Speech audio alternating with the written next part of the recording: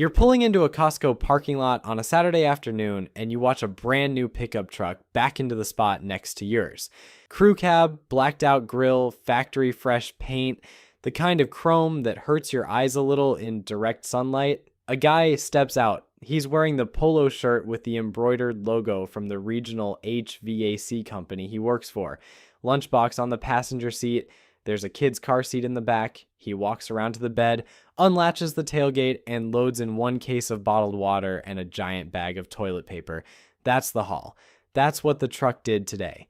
And the truck cost more than his parents paid for their first house. My name is Nick, and today we're going to do something the auto industry desperately does not want us doing. We're going to figure out who can actually afford a $50,000 truck in 2026. Not who the dealer will approve. Who can actually afford it without quietly turning their entire financial life into a slow motion car accident? Let's start with something nobody wants to admit out loud. $50,000 used to buy you a really nice truck. Today, $50,000 barely gets you a base model with the door panels and the wheels included. Just so we're working with real numbers here, the average transaction price for a new full-size pickup in 2026 is about $66,000. $66,000, that's the average. That's what the typical buyer is actually driving off the lot in. So when we talk about a $50,000 truck, we are not talking about the loaded one with the chrome step bars and the heated steering wheel and the panoramic sunroof. We are talking about the stripped down work truck version. A base Ford F15 OXLT, which is the most popular trim, has an MSRP right around $48,500. A Chevy Silverado LT around $47,900. A Ram 1500 Bighorn, roughly $47,500. By the time you add a couple of options, taxes, dock fees, and whatever creative line item the dealership invents that week, you've crossed $50,000 without even ordering leather seats. So when I say a $50,000 truck, I want you to picture the responsible truck, the reasonable truck, the truck where the guy at the dealership says, this is the smart move, and it still costs $50,000. Now, the median household income in America right now is about $84,000 a year, pre-tax. That means we are asking the average American household to spend roughly 60% of their entire pre-tax annual income on one vehicle. A vehicle that, by the way, will be worth about half of what they paid for it within 5 years. So the first uncomfortable truth is this. The $50,000 truck isn't actually the everyman's truck anymore. It's the floor. It's the lowest rung on a ladder where the average rung is $66,000 and the top rung, the Raptor R you see on TikTok, is $113,000. Trucks have quietly become luxury items wearing a high-vis vest. They are marketed to look like working-class American values, but they are priced like Italian sports cars from 20 years ago, and nobody is saying anything about it. We just sort of accepted that a half-ton pickup now costs the same as a 4-year degree. So now let's talk about how people are actually paying for these things, because, spoiler alert, they are not paying cash. So you walk into the dealership, you've decided on the $50,000 truck. The salesman who has been doing this for 15 years and could sell winter coats in Phoenix asks you the magic question. What kind of monthly payment are you comfortable with? Notice he didn't ask what truck you can afford. He didn't ask what the total cost of the vehicle is. He asked about your monthly payment, because the monthly payment is where the magic trick happens. Here's how the magic works. You know, the average new auto loan in America right now stretches almost 69 months. That's 5.5 years. But for trucks specifically, nearly 30% of new vehicle loans are now between 73 and 84 months. That's 6 to 7 years. And for buyers rolling over negative equity from their last truck, 43% of those loans get stretched to the full 84 months. 7 years of payments on a depreciating piece of metal that loses 20% of its value the second you drive it off the lot. Let's actually do this math because the math is the whole point. You buy a $50,000 truck, you put $0 down because you don't have 10 grand sitting around, and neither does anyone else. We'll be generous. and say you got a 7% interest rate, which is roughly the current average. You stretch it over 84 months to make the payment feel manageable. Your monthly payment is $754.85. Sounds reasonable, right?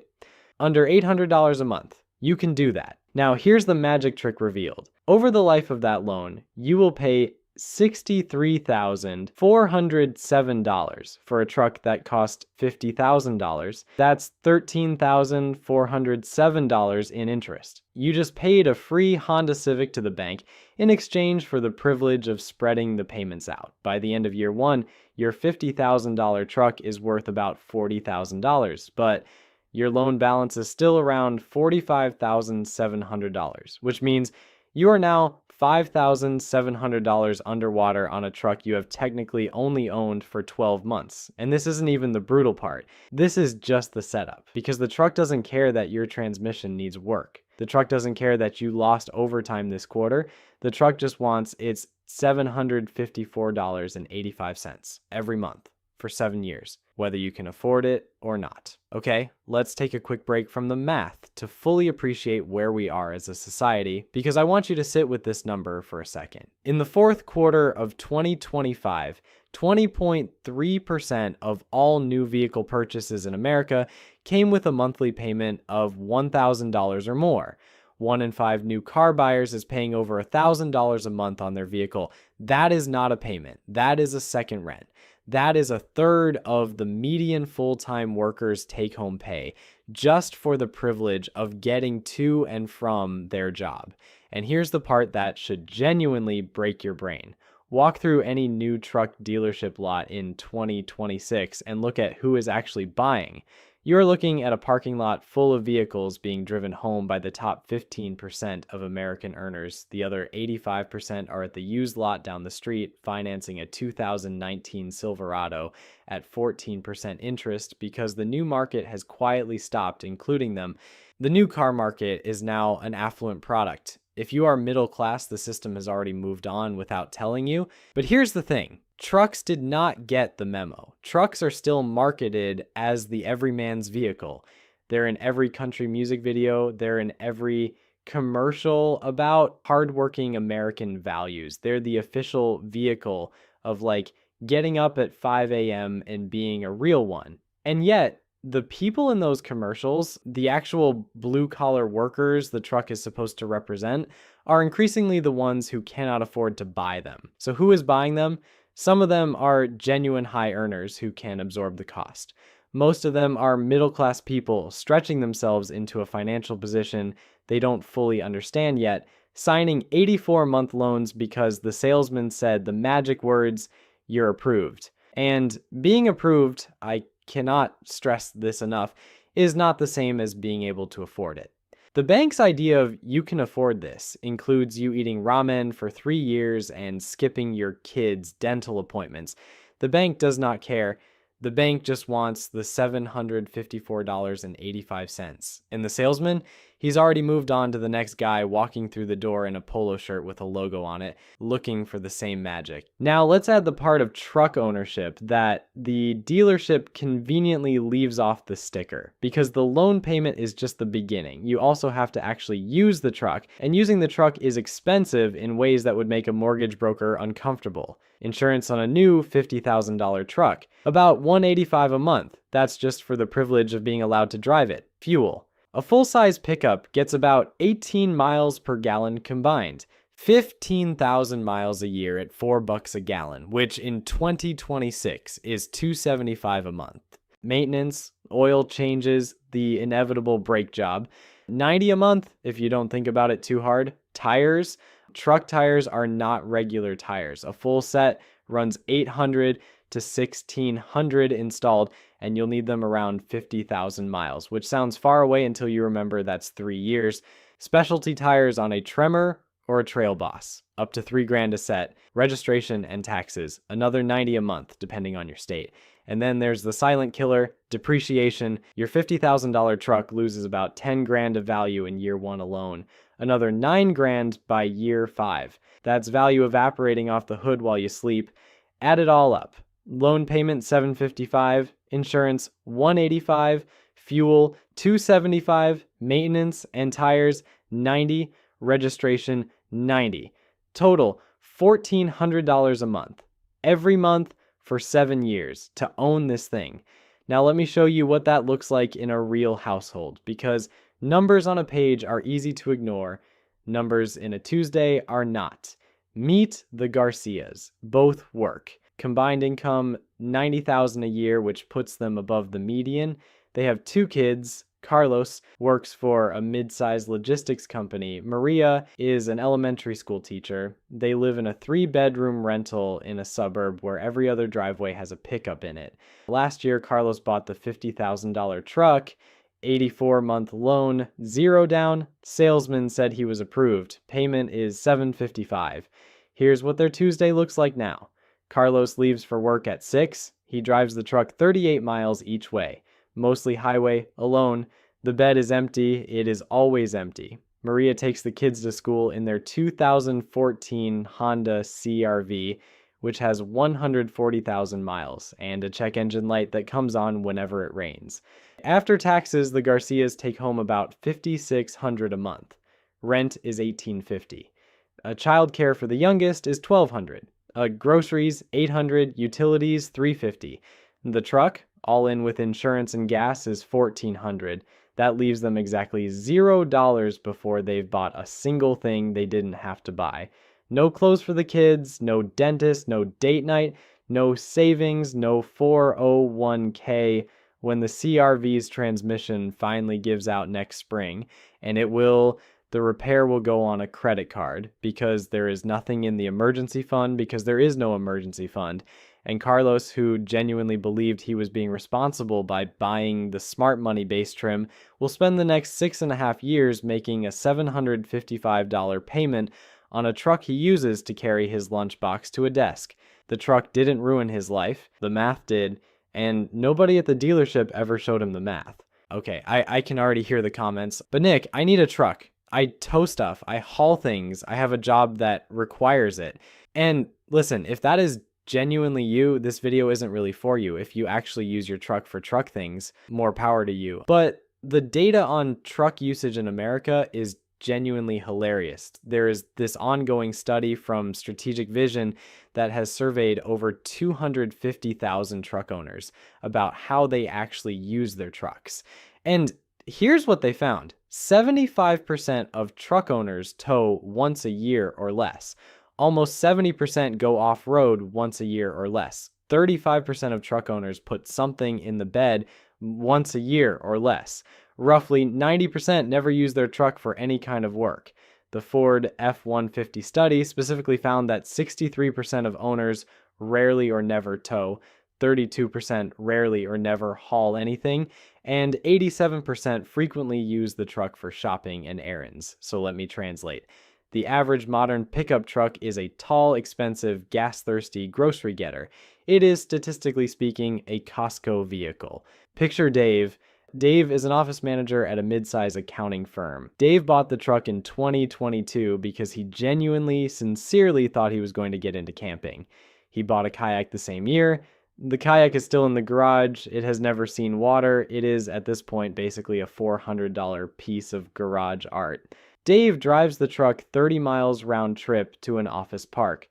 The bed has had 3 things in it in 3 years: a bag of mulch, a Christmas tree, and a couch he Facebook marketplaced for $40. That couch did not pay for 1 month of his truck payment. Dave is fine, by the way. Dave is not a victim.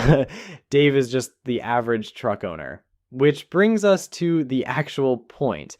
We are paying $66,000 on average for vehicles that, for most of their lives, are hauling 2 bags of mulch from Home Depot once a year and being parked outside an office building. And we are paying that price because trucks have stopped being trucks. They have become identity. They are the 4-wheeled performance of the kind of person you want other people to think you are. Capable, rugged, American, outdoors, even if your actual life mostly involves a desk, a commute, and a strong opinion about which gas station has the best coffee. And I'm not even mocking that. I get it. Buying a vehicle is, for a lot of people, the most public statement they make about themselves. A truck says something. The problem is, The thing it says costs $1,400 a month. And if you can't actually afford to say that thing, the truck stops being an identity and starts being a problem. If you're still here, you're probably the kind of person who actually wants to know this. Most people clicked away during the loan math, which honestly proves the whole point of the video. The people who most need to see the next number are the ones who already left. So let's reward you for staying, because this is the part that if you take one thing away, please take this. Let's say instead of buying the $50,000 truck, you bought a $20,000 used car, like a 5-year-old Toyota Camry, boring, reliable, the kind of car your dentist drives. The total monthly cost of that Camry, including the loan, insurance, gas, maintenance, all of it, would be about $700 a month versus the $1,400 a month for the truck. That is a difference of $700 every single month. Now, what if you took that $700 difference and just invested it in a basic index fund? Nothing fancy. Just the S&P 500 historically returns about 8% annually over the long run. If you invested $700 a month for 30 years, you would end up with approximately $1.04 million. $1 million. That is literally a retirement. That is the difference between retiring at 65 and retiring at 75. That is the difference between leaving your kids something and leaving them nothing. That is the difference between dying with options and dying with bills. All because in your 30s, you decided you wanted the truck. I'm not saying you can't buy a truck. I'm saying you should know what the truck actually costs. The $50,000 price tag is the smallest number in the equation. The 7 years of interest is the next smallest. The compounding opportunity cost of every dollar you spent on that truck is the actual price. And nobody tells you that because there is no commission paid out when you walk out of a dealership and decide to invest the money instead. Nobody at Fidelity is buying a yacht because you open an index fund. The whole financial structure of America is set up to gently nudge you toward the truck because the truck is profitable for everyone except you. The dealer makes the margin, the bank makes the interest, the insurance company makes the premiums, the gas station makes the fill-ups, the manufacturer makes the markup. The only person in that entire chain who loses money on the deal is you. And the only way you find out about it is 12 years later when you look at your retirement account, look at your friend's retirement account, and quietly wonder what they figured out that you didn't. So let's finally answer the question in the title. Who can actually afford a $50,000 truck in 2026? Under traditional financial wisdom, the 20/4/10 rule, which says you should put 20% down, finance for no more than 4 years, and keep total transportation costs under 10% of your gross income. The answer is this. You need to make approximately $150,000 a year. You need to have $10,000 in cash for a down payment. You need to be able to absorb a monthly payment closer to $950 on a 4-year loan, not the $755 on the 7-year loan that the salesman is going to push you toward. So who actually fits that profile? Roughly the top 15% of American household earners, not the top 1%, not the rich, but solidly upper middle class to wealthy households.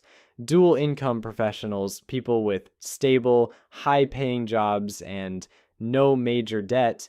And even those people, statistically, are not the ones buying these trucks the most aggressively. The people buying the most trucks are middle-class households making $60,000 to $100,000 a year.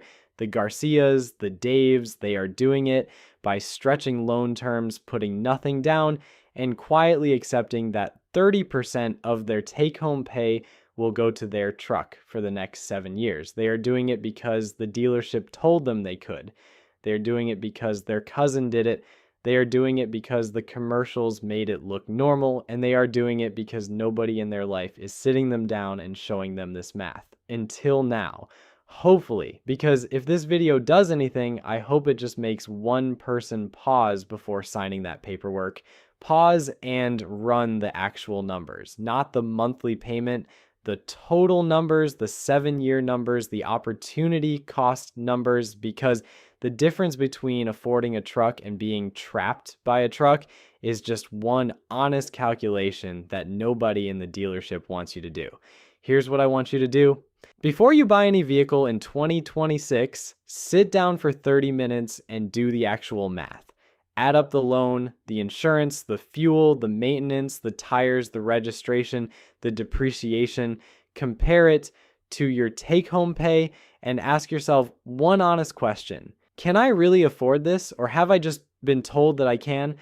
Because there is a massive difference between being approved and being able to afford it. The bank's risk tolerance and your ability to live a financially stable life are not the same calculation. And in 2026, with trucks priced like luxury items and loans stretched out like prison sentences, the gap between those two numbers is wider than it has ever been. The truth is, the auto industry is not in the business of selling you transportation anymore. It is in the business of selling you identity packaged as transportation, financed over 7 years at 7% interest. And every commercial, every showroom, every monthly payment focused sales pitch is designed to keep you from doing the math you just watched me do. If you actually need a truck, if you tow, if you haul, if you run a business out of the bed, if you live somewhere where four-wheel drive is genuinely the difference between getting to work and not getting there, then buy the truck with clear eyes, knowing the real cost. But if you don't, the bravest financial decision you can make in 2026 isn't buying the truck. It's looking at the math, looking at the salesman, looking at the chrome, and saying, no thanks, I'll keep my retirement.